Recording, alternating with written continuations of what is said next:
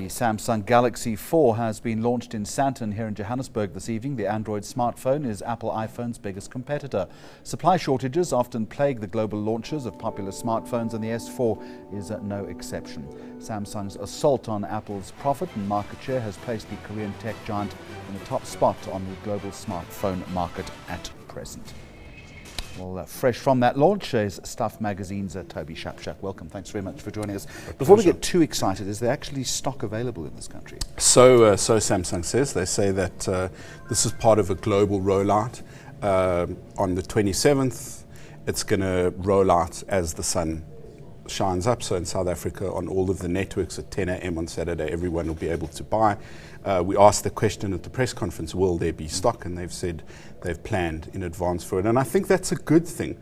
You know, the fact that there's so much hype around new smartphones, not in each individual phone, but you know, the smartphones represent the next era of computing.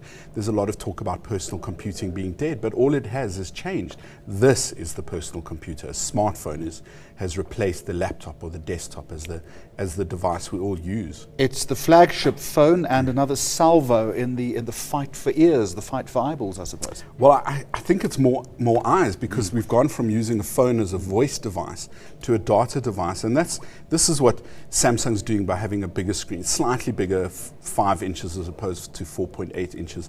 But I think the interesting work that Samsung's done in this phone is in the software. So Google's Android is what it runs on, but Samsung have their own interface they called that they've overlaid on it. And what's quite good about it is a whole bunch of software that competes against Apple. Sure, it runs on Android, but it's the kind of software that Apple's made a name for it. Voice recognition software. Apple has Siri, they have S-Voice. There's an optical reader, so you can scan business cards, or you can look at words in a page or in a newspaper and get a dictionary definition. Am I correct in saying there's something there which also it's sort of an infrared transmitter that turns this into a television remote? Exactly. So you could actually use this now and turn us off if you wanted. Don't do it. I shan't. But I think what Apple's done is create an ecosystem.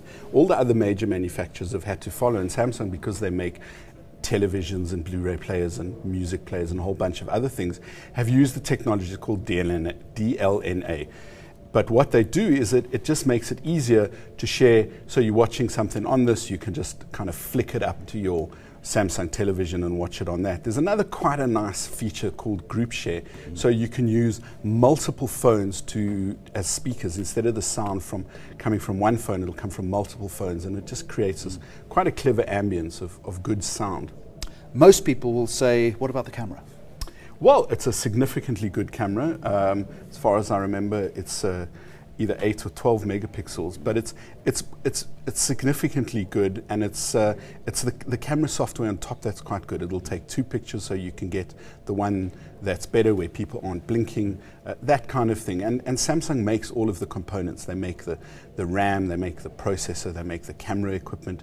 So all of this integrated together is much more unified and much better. Samsung's not going to struggle to have stock because they make the components. Last year there were processors shortages, but not that they affected Samsung, because of course they give them to their own factories before other manufacturers. And this application where apparently it recognizes your fingers or your fingerprints? Well, I'm not so sure about that. I've only just got it, so I haven't had a chance to play with it. Wouldn't surprise you? No, it wouldn't surprise me. It does have a feature where it recognizes your finger before you get there, and you can use your finger without actually touching the phone. And of course Samsung got into a lot of trouble at the launch in New York earlier this year, where they were criticized for being sexist. But it's not a bad feature. One of the other things it does is that it recognizes how you're reading, and it can use your eyes or a flick of your wrist to scroll down for you. And a full translation device, I understand. Yeah. So you could actually say into that, Jeremy Maggs is a complete pillock, and it would come back to you in German if you want. Yes, I can say it in Afrikaans if you want. Do you want to see that work? I'm not quite sure if we get up to do it and don't use that particular phrase.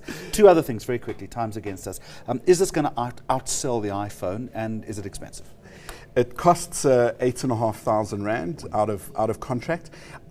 People say to me, "Is it better than the iPhone? Isn't it better?" It's the analogy I've used about computers for 15 years is like cars, and this is like, choosing between a Samsung high-end Galaxy S4 or S3 versus an iPhone 5 or 4S is the difference between buying a Mercedes and a BMW. Some purists will say there isn't much difference, but they're both premium brands that do a really good job, and there's nothing wrong with either. So ultimately it kind of comes down to brand preference, doesn't it? Exactly. There's no such thing as a bad phone anymore, in the same way there's no bad cameras. Always good just talking what to you prefer. Toby Shapshak from Stuff Magazine, thank you very much for joining us.